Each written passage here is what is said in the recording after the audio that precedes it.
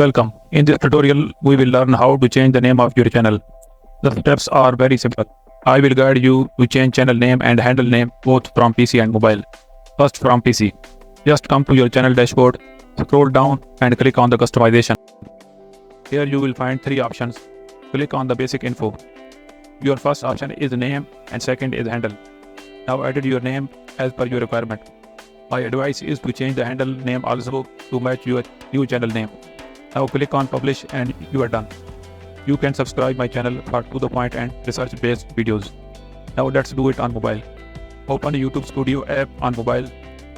After login, click on the right upper corner on your profile photo. You will see that the first option is edit channel profile. Click on it and here you will see three options: name, handle and description. Click on the pencil mark and you will be able to change the name as per your requirement. After you have changed the channel name, now click on the save.